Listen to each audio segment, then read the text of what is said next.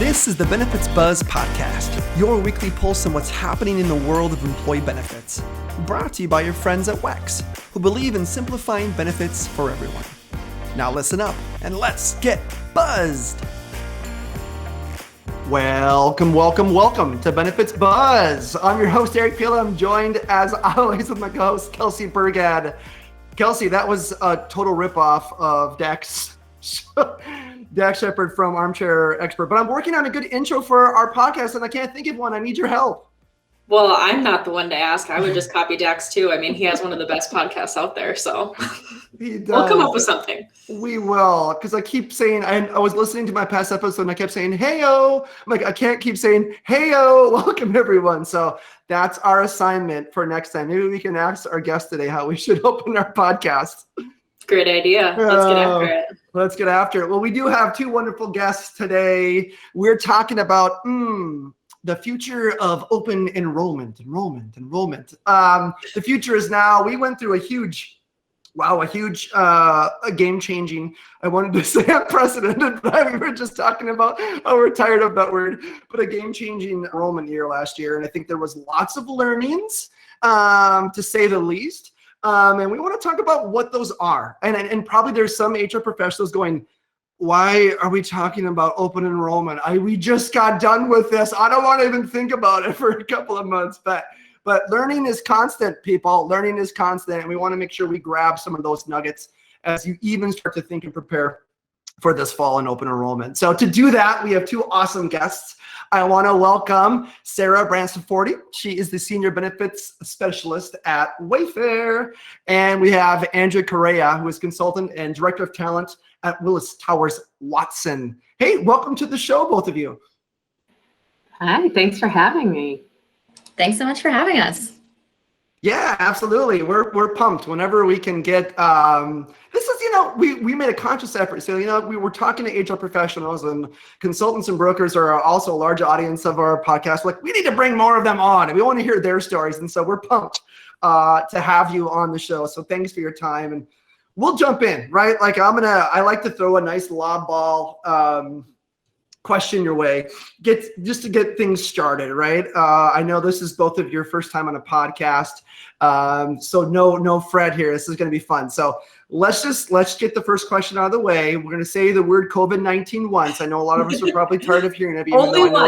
Only once, right? There was a COVID-19 pandemic, and I don't want to belittle it because I know it's this huge thing in our country still, but I know that we're all looking on the horizon to get past it. But it totally changed open enrollment. And maybe just to start, I'd love to hear your thoughts on, how much of a role did it play in what did you feel like you had to pivot last year? Yeah. I guess, Andrea, are you okay if I kick it off? Yeah, let's go for it, Sarah.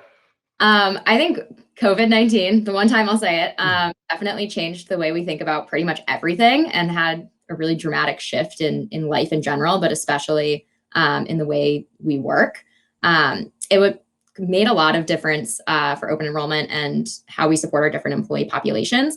We're always looking for ways, because at Wayfair, we do have a lot of different employee populations. We have our corporate group, we have our field group, our call center group, and field includes usually call center, but also our warehouse employees, our HDO employees, final mile delivery drivers, all of those folks. So we really wanted to make sure that we were approaching open enrollment this year with a lens that allowed us to reach our now remote corporate workers, but also our in-person field workers and the folks that are kind of keeping everything going for us. So it definitely made us look at everything with a new lens and kind of pivot from there. How were you handling open enrollment prior to the pandemic? What were you doing for open enrollment? Because it sounds like you have quite a variety of different populations that make up Wayfair. So how were you handling that? Were you doing in-person benefit fairs across the country? Were you doing something remote? What did that look like? Yep. We did kind of a combination of both. So it was some in-person fairs at our locations that were larger. So any of our HDOs or warehouses that had kind of a critical mass of employees. So usually we looked for like 200 or more. And our call centers, and different members of the team would travel there and do in-person office hours. Sometimes we would have one of our benefit providers along with us, but it was always a little bit more difficult to kind of get everybody on the same page and travel schedule for that. And then we would also do a lot of recorded in-person info sessions from corporate that we would send out mostly to our field TM folks who could then disseminate the information to their different populations. Awesome. Yeah, so let's rewind a little bit. You know, we're almost a year, a little more than a year at this point from when when unprecedented times happened. I'll say it twice. So what were the first things that you all did in HR? Was it reaching out to Andrea, your consultant, and talking about different options, or how did those conversations go? Yeah, I think wow, I'm not sure if I blocked out the beginning of this in my mind, but I think I might have. I think that the first steps, a lot of it was just thinking of what are we going to do? How long is this going to go on for? I think it was kind of no one was thinking too far in advance because it kind of scared everybody. And we were hoping for the best and hoping, the next month or the next 2 weeks that we're being told that we'll be in this is going to be it. But obviously that was not the case. So it was reaching out to our consultants at Willis Towers Watson, who put us in contact with Andrea and her incredible team to help us figure out how we were going to do a virtual open enrollment.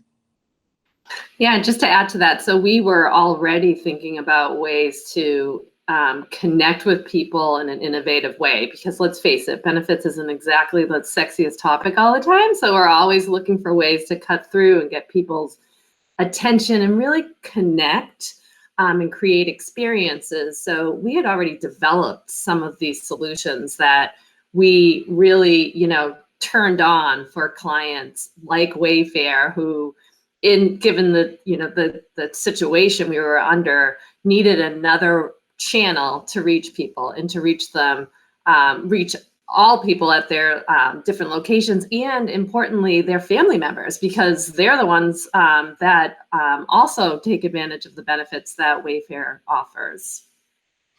Yeah, that's interesting. You made an important point, kind of already thinking about this. I think a lot of, I probably need to talk to more HR professionals before I make this statement, but I don't think everyone loved in-person OE fairs to begin with. So I think a lot of it was there's already kind of a natural, how can we do this better? How can we do this different? And so maybe for some of those, organizations who were already thinking about innovative ways to deliver OE might have been a little bit more prepared, for all of a sudden we have to go virtual. What does this look like? What does a virtual OE fair look like? And then, all that kind of pre-preparation. And so a lot of HR professionals were left scrambling, right? And I think the good point is now we all know what this looks like. We all know what maybe a virtual OE could look like. And I'd love to kind of start to dive into, what did we learn and what things can we go from there? So maybe talk about how did you start the game plan? We got to go virtual. Okay, what tools do we need? What kind of experience do you want to deliver? How did that conversation look for you?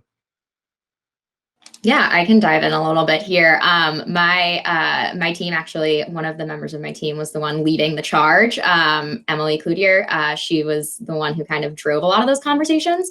But it was very much we need to get everybody's attention. We need to get information to our employees, all of them, especially during this unprecedented time. Told myself I wasn't going to say it. When benefits are probably more important to people than they were previously. Making sure that you are on the right plan, that your family feels, safe and supported, was kind of at the forefront of everyone's mind. So we just wanted to make sure that we were building on what we had previously done, because I do think we do our best job to try to get all employees involved and get the information out there for them, but trying to find a way that we could build on that. And in came the virtual benefits fair that was able to really help drive that. And adding to what Andrea said, it was a really innovative way for us to provide everybody access to the same kind of experience. When previously some sites got on-site benefit fairs, some sites didn't. It gave us a really great way to kind of provide equitable information to everybody. What's cool too is that typical benefits fairs are point in time, like a certain time of day at a certain location, and the benefits fair is on demand, so it's always open. So whenever you're ready to go and check out your benefits, you can do it, and you can actually spend as much time or as little time, which sometimes is key, the little time, because people's attention spans, right? So you're able to, check it out, come back when you want to, maybe hit it up for a live session, and then come back with your spouse to check out a benefit that you didn't even know existed. It just offers a lot of flexibility and interaction. And we found that actually employers get 3 times as many people to visit on average than an in-person, just because of that convenience factor, which is huge. Yeah, and building off of that even more, it made it so easy to reach people across different time zones. We have folks everywhere across the country. It also made scheduling those in-person and on-demand sessions really easy. We were able to do more office hour type scheduled sessions than we had previously done. And we were able to bring more of our vendors on board to do those across different time zones. So folks could come in when they were available for, 5 or 6 minutes. They didn't have to get up from their desk and walk across the office or get off the floor or get off the phone, which was great. They didn't have to fly anywhere either, which was huge too in terms of time and expense. I was just going to say that. I mean, I think about a benefits fair or benefits fairs that I've been to, and it feels a little bit like they're almost like a wedding. You're like setting up all these booths or these tables with tablecloths, and like you have all these items like swag or, handouts or whatever. And so Eric's laughing at me. Have you ever planned a wedding? I mean, give me a break. Sorry. But I just think about like how much work and time and energy goes into that. People just want the opportunity to go learn when it's convenient for them. And I think, hearing what you both said, the other thing that stems in my mind is you're also making sure it's consistent. Everybody is getting the exact same experience versus, maybe the benefits fair that you had over on the West Coast is different than on the East Coast versus virtual. So really creating that consistent educational experience for those people as well. So you already talked about, a virtual fair. You're talking about live sessions. Let's dig like a level deeper. As a part of virtual open enrollment for Wayfair, or Andrea, just the solutions that you said Willis Towers Watson was already working on, what are some of those key elements that make up a virtual open enrollment? I can start if you don't mind, Sarah. So you talked about consistent. Yes, so you can have a consistent experience, but you can also make it personalized, because we could segment the actual rooms that people could see based on what they were eligible for. So if you're not eligible for the retirement plan, for example, you wouldn't see the room that was available for that. So it does make it seem more like it is an experience for you and for, what benefits you're eligible for. So that's key. The other things that we found key and certainly resonated with the Wayfair folks is that you could earn badges. So people like to earn stuff, gamification, you mentioned swag. So in this instant, we kind of combine the two. So for each room or session you visited, you'd get a badge. And then after a certain amount of badges, you were eligible for a drawing. And then you could win prizes. And it was swag that a lot of the vendors provided, which is cool because they're able to, promote their services, and we're able to give people free stuff. So it's a win-win. And people were really engaged by that.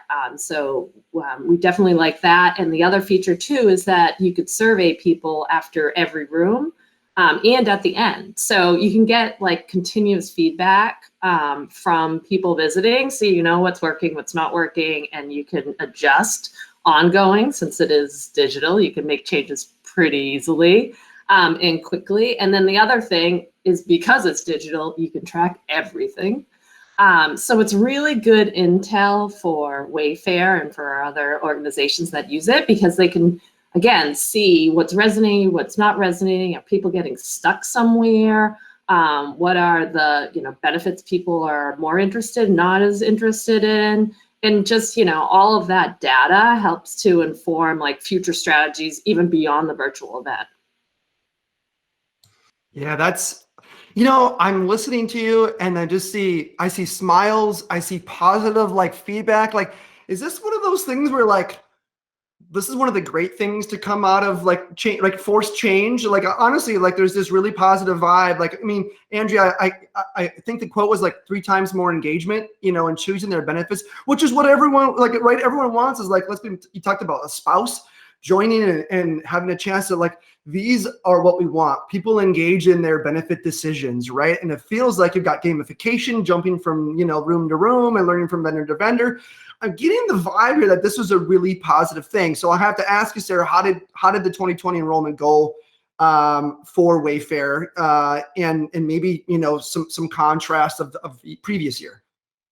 Yeah, the 2020 open enrollment went, I think, about as well as we could have expected it to go, probably better, honestly. The virtual enrollment fair made everything really easy on our team. Being able to, again, just have those vendors there, being able to plan more sessions, have more live events, the gamification.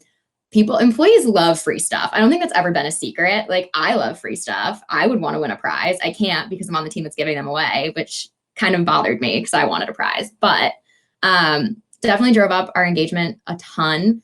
It's so much easier to get the data as well. And I think at Wayfair and a lot of companies now, the end data is what's really important, because that's how we're going to learn what we need to do to move forward. And if we can keep this momentum continuing, it was a success, everything like that. The data was incredible. We were able to find out that we'd actually improved our enrollment with our field folks, actively completing open enrollment by 6% compared to the year prior, which that's the group of people that we really struggled to engage. And we really wanted them engaged, learning about their benefits, electing new benefits, and choosing the plans that are right for them, especially given the circumstances. So that was absolutely incredible. We had over 3,500 people participate in the fair, which is way more than who we have, the number that we get at in-person benefits fairs. And, given the circumstances, way more than we could have expected. We can't do an in-person fair. So we wouldn't be able to necessarily track that data with, emails or a live stream Google Meet. It just wouldn't be the same thing. That's awesome. One thing I'll add, and Kelsey, you mentioned it, so like planning a wedding, because it is digital, it doesn't go away. So the wedding doesn't end and everybody goes home with their gift bag. Because it's digital, we actually have the platform ready to roll. So it doesn't have to just be for open enrollment. People use their benefits all year round. We want them to use their benefits all year round. And so a lot of organizations, including Wayfair, are thinking about using the platform for well-being events, for new hire events, for onboarding, for retirement planning, anything you can think of, any way or any time you want to connect with people, you can use the platform to do that. And since it's really easy to configure and it's already branded for Wayfair and ready to roll, we're able to activate it really quickly.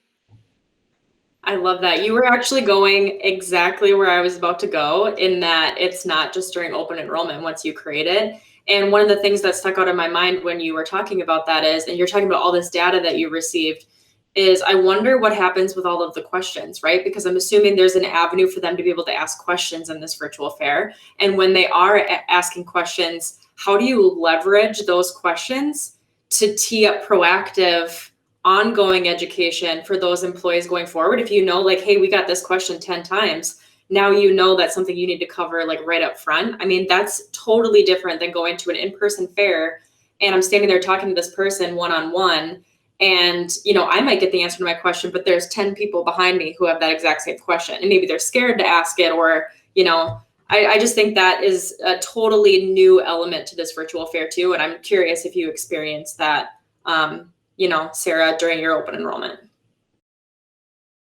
Yeah, definitely.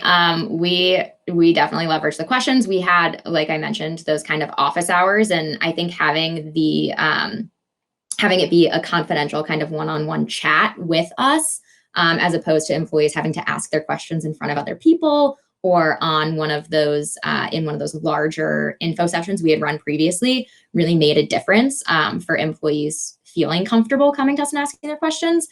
We do also have an internal ticketing queue, which functions very similarly. So employees can confidentially ask their questions there, but the convenience of being in the fair, realizing you have a question, going to the live chat session and asking us the question right away without having to worry about someone overhearing you, or maybe it's a silly question or anything like that, definitely helped our employees.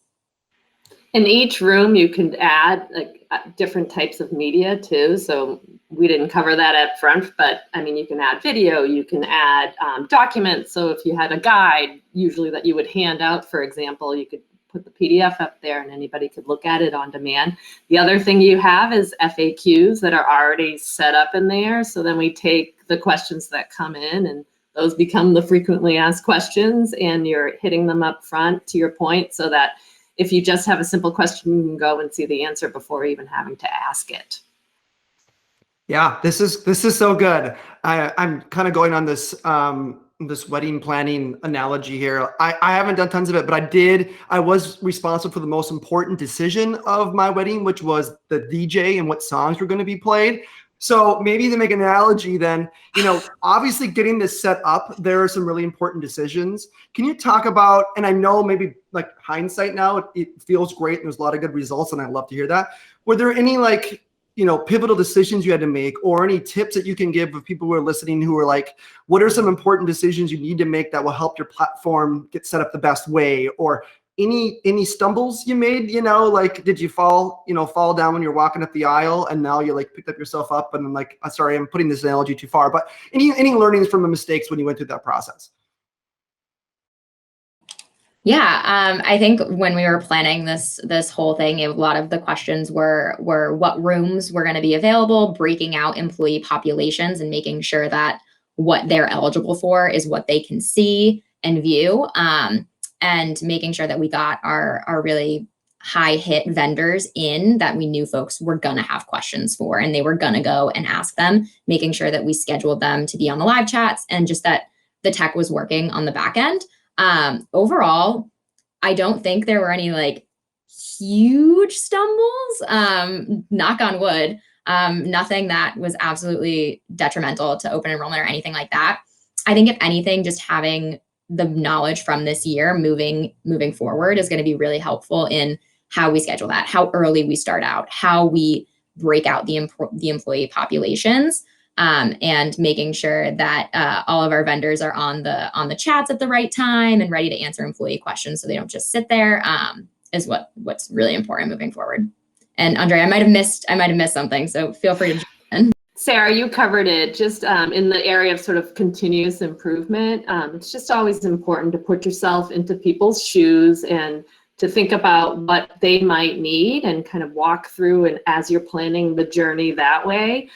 And one of the things we're looking at doing, especially for our year two clients this year, is curating the journey a little bit more for employees so that you can really sort of hone in on the things they might want to consider based on their needs and what their family might need for benefits this year. So maybe it's earning badges for certain rooms will get you into the drawing versus any room. Just again, kind of curating the experience a bit more. Awesome. I mean, I know we can't see into the future, right? And I don't ever want to try to. I mean, if there's anything the last year has taught us, it's that we can't. But what does this mean for Wayfair going forward? So I know it sounds like you're going to do virtual again this year, but is this a permanent thing for you guys? Or are you going to wait and see and maybe go back to an in-person fair someday when we can? Or what does that look like? A golden question that I'm not sure I necessarily have an answer to either. For certain, I don't think I can say for sure what we're going to do and what we're gonna do for the years in the future. But I definitely do think that there are a lot of really, really strong points standing behind continuing to do things virtually, especially with the equity that it allows for all of our populations to get the information and to be participants in this same kind of fair environment when previously they might not have been. So I definitely think that there are some very strong points behind keeping the virtual fair. It also helps folks in our corporate office as well, who might be uncomfortable going to a giant fair that might stress them out or anything like that. So I think it's a very strong option for sure. Yeah, Andrea, any final thoughts, as we kind of wrap up the podcast here, and maybe biggest learning moments or tips for HR professionals out there who want to go boldly into, another virtual OE? Yeah, I mean, I think, it's the trend is connecting with employees and continuing to connect with employees in new ways. And so you have to have an innovative mindset. So, never say never to any solution that can help you reach a person, reach their loved ones at home. So it's going to include more digital for sure, but who knows? It might be the perfect combination with an in-person and a virtual version of that same connection point, as long as you can reach people when they're comfortable, when it matters most to them, so that they can take advantage of the great programs organizations like Wayfair offer. That'll be a successful employee experience. Yeah, that's great. Thank you. Well, I certainly hope, if anything, is we never have to say we're going into an unprecedented OE again this fall. So there's lots of learnings. Thank you so much for sharing, your wedding story, your wedding planning story. Fun analogy. Don't play Cotton Eye Joe and play the electric slide is what I've got for my recommendations. No, really, really good thoughts. Thank you so much for your time and your feedback. I love it.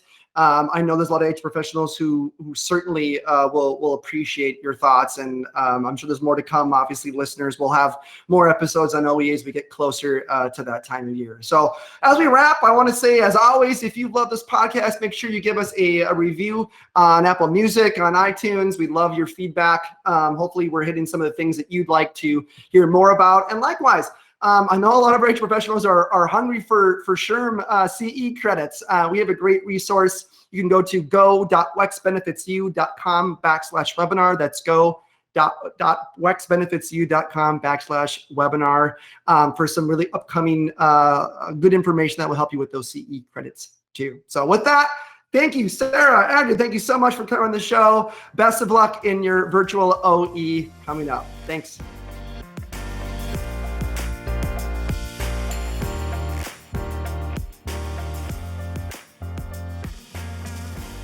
WEX is in the business of simplifying benefits for everyone. Now, although we certainly hope our podcast sparks some aha moments, like that was pretty cool, but of course we cannot provide legal, investment, or financial advice. And, well, therefore, nothing shared in this podcast should be interpreted as such. We encourage you to seek out appropriate professional advice regarding your plans. Hey, congratulations! You made it through our disclaimer. Thanks for listening.